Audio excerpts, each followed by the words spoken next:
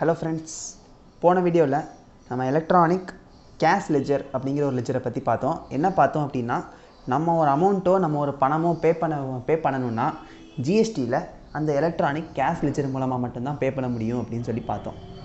இந்த வீடியோவில் நம்ம பார்க்க போகிற லெஜர் என்னென்னு பார்த்தீங்கன்னா எலக்ட்ரானிக் லயபிலிட்டி லெஜர். இதுதான் வந்து last part of the ledger.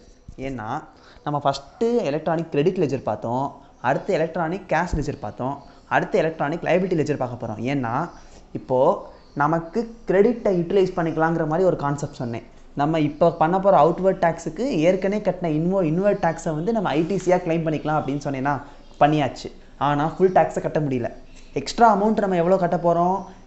ஒரு இப்போ 10 ரூபா கட்ட வேண்டிய இடத்துல 5 ரூபா தான் கட்டி முடிச்சு ஐடிசியை வச்சு கிளைம் பண்ணியிருக்கோம் அப்படின்னா மீதி 5 ரூபா நம்ம கிளைம் பண்ணணுமா? அந்த 5 ரூபாயை வந்து நம்ம கேஷ் லெஜரை வச்சு கட்டலாம். ஆனால் கேஷ் லெஜர்லையும் நம்மகிட்ட பேலன்ஸ் இல்லை. 3 ரூபாயோ 2 ரூபாயோ தான் இருக்குது. இப்போ 3 ரூபா தான் இருக்குதுன்னு வச்சுப்போம். மீதி 2 ரூபா நமக்கு வந்து லைபிலிட்டி இல்லை. நமக்கு அது லைபிலிட்டியாலேயே நமக்கு தெரியாது. ஏன்னா நம்ம எக்கச்சக்கமாக டிரான்சாக்ஷன்ஸ் பண்ணிகிட்டு இருப்போம். நம்ம அதில் எவ்வளோ ஜிஎஸ்டி கட்டணுங்கிறது நமக்கு தெரியாது.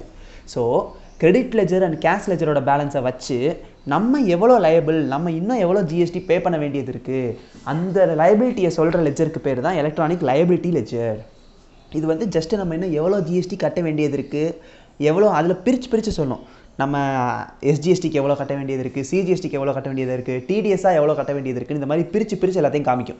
அந்த லெஜருக்கு பேர் தான் எலக்ட்ரானிக் லைபிலிட்டி லெஜர். இதில் டெபிட் கிரெடிட் இருக்குது. கிரெடிட்னா இந்த எலக்ட்ரானிக் லைபிலிட்டி லெஜருக்கு உள்ளே என்னென்ன வரப்போகுது, எக்ஸ்ட்ராவாக என்னென்ன என்ட்ரிஸ் வரும், கேஷ் உள்ளே வர முடியாது. ஏன்னா இங்கே கேஷ் பழக்கமே கிடையாது, ஜஸ்ட் லைபிலிட்டி தான் சொல்லுது. ஸோ என்னென்னலாம் நமக்கு இதுக்குள்ளே உள்ளே வருதுங்கிறத பார்த்தோம்னு வச்சுக்கோங்களேன். டெபிட் இன் எலக்ட்ரானிக் கேஷ் லெஜர், அதில் வந்து நமக்கு டெபிட் அப்படின்னு சொல்லி நமக்கு வந்திருக்கு பார்த்தீங்களா.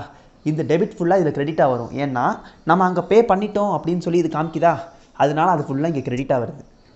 Incorrect entry reversed, ITC reversal சொல்லலாம். இல்லைன்னா இன்கரெக்ட் என்ட்ரி ரிவர்ஸ்டுனா நம்ம எல்லாருமே அக்கௌண்ட்ஸில் ரெக்டிஃபிகேஷன் அப்படிங்கிற ஒரு கான்செப்ட் படிச்சிருப்பீங்க.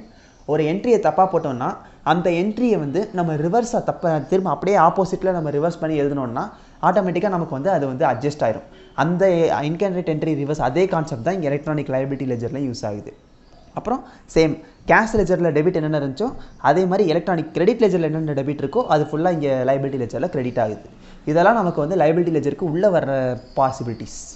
இந்த லைபிலிட்டி லெஜரில் நம்ம என்னென்ன நமக்கு லைபிள் ஆகும் அப்படின்னு பார்த்தீங்கன்னா, செல்ஃப் அசஸ்டு அவுட்புட் டேக்ஸ், நம்ம சேல்ஸ் பண்ணதுனால வர கட்ட வேண்டிய டேக்ஸு, கட்ட வேண்டிய இன்ட்ரெஸ்ட்டு, கட்ட வேண்டிய லேட் ஃபீ, அதே மாதிரி திரும்ப ஓகே.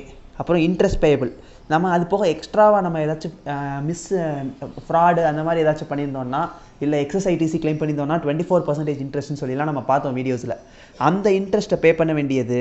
அப்புறம் டிடிஎஸ் நம்ம கவர்மெண்ட்டுக்கு கட்ட வேண்டியது, டிசிஎஸ் கவர்மெண்ட்டுக்கு கட்ட வேண்டியது. நம்ம ஆர்சிஎம் ப்ரொவிஷனில் பே பண்ணக்கூடிய ஒரு டேக்ஸ் பேராக இருந்தோம்னா ஆர்சிஎம்மில் நமக்கு எவ்வளோ டேக்ஸ் கட்ட போகிறோம். செக்ஷன் 10 காம்போசிஷன் டாக்ஸபிள் பர்சனாக இருந்தோம்னா காம்போசிஷன் டாக்ஸபிள் பர்சனாக நம்ம கவர்மெண்ட்டுக்கு எவ்வளோ டேக்ஸ் கட்டணும். இந்த மாதிரி என்னென்ன டேக்ஸ் நமக்கு கட்ட வேண்டியது இருக்குது, என்னென்ன டேக்ஸுக்கு நம்ம லயபிள், இந்த என்னென்ன லயபிள் எவ்வளோ கட்டணும் அப்படின்னு சொல்கிற லெஜருக்கு பேர் தான் electronic liability ledger. That's all friends. இந்த எலக்ட்ரானிக் லைபிலிட்டி லெஜர் இதெல்லாம் வந்து உங்களுக்கு சம் பார்ட் கிடையாது, ஜஸ்ட் தியரி பார்ட். ஸோ எப்படி ஒர்க் ஆகுது அப்படின்னு நம்ம தெரிஞ்சுக்கிட்டோம். ஏதாச்சும் டவுட்ஸ் இருக்குன்னா கமெண்ட் செக்ஷனில் கேளுங்க. தேங்க்யூ.